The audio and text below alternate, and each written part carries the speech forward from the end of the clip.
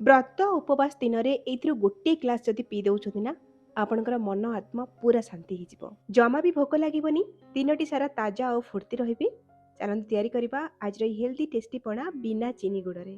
6ରୁ 7 glass ମୁଁ ପଣା ତିଆରି କରିବି। ତା ପାଇଁ ଗୋଟେ ଗ୍ରାଇଣ୍ଡର ଜାରରେ 15-20ଟି କାଜୁ, 15-20ଟି ଆଲମଣ୍ଡ, ଗୋଟେ ଚାମଚ ପିସ୍ତା, ଗୋଟେ ଚାମଚ କିସମିସ୍, ଅଧା ଚାମଚ ଗୋଲମରିଚ, 3-4ଟା ଗୁଜୁରାତିକୁ ଦେଇକି ପ୍ରଥମେ ଗ୍ରାଇଣ୍ଡ କରିନେବା ବା ଗୁଣ୍ଡ କରିନେବା। ଗୁଣ୍ଡ କରିକି ନେଇ ଆସିଲା ପରେ 2 କପ୍ ବା 500 ଗ୍ରାମର ଫ୍ରେଶ୍ ଦହି ଦେବା ଆଉ 100 ଗ୍ରାମର ତାଳ ମିଶ୍ରିକୁ ମୁଁ ଗୋଟେ ଗ୍ଲାସ୍ ପାଣିରେ ଭିଜେଇଥିଲି ସେଇ ମିଶ୍ରି ପାଣିକୁ ଦେବା ଆଉ ଗ୍ରାଇଣ୍ଡ କରିନେବା ଆଉ ଗୋଟେ ବଡ଼ ଜାଗାରେ ୟାକୁ ରଖିବା। ଏଥିରେ ବି ମୁଁ ଦେଉଛି ଗୋଟେ ବଡ଼ ଡଙ୍କି ବତୁରା ହେଇଥିବା ସବ୍ଜା ସିଡ୍ସ, 2-3 ଚାମଚ ଦେବା ଛେନା, 2 ଡଙ୍କି ଦେବା ବତୁରା ହେଇଥିବା ଶାଗୁ ଆଉ ଗୋଟେ କପ୍ ନଡ଼ିଆ କୋରା, ଗୋଟେ କପ୍ ପାଚିଲା କଟା କଦଳୀ, କଟା ସେଉ, କଟା ଅଙ୍ଗୁର ଦେବା, କଟା ଆମ୍ବ ଦେବା ଆଉ କିଛି ଡାଳିମ୍ବ ମଞ୍ଜି ଦେବା ଆଉ କିଛି ବରଫ ଖଣ୍ଡ ଦେଇକି ଭଲ ଭାବରେ ୟାକୁ ଗୋଳେଇ ନେବା। ନିଜ ପସନ୍ଦର ଫଳମୂଳ ନେଇପାରିବେ, ନିଜ ହିସାବରେ ଫଳମୂଳ କମ୍ ଅଧିକା କରିକି ନେଇପାରିବେ।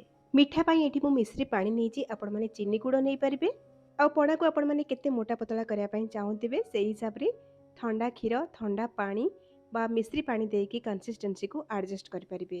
ଏଇଠି ତିଆରି ହେଇଗଲା ସାବିତ୍ରୀ ଅମାବାସ୍ୟା ସ୍ପେଶାଲ ହେଲ୍ଦି ଟେଷ୍ଟି ପଣା ବା ସରବତ। ନିଶ୍ଚୟ ଭାବରେ ଟ୍ରାଏ କରିବେ।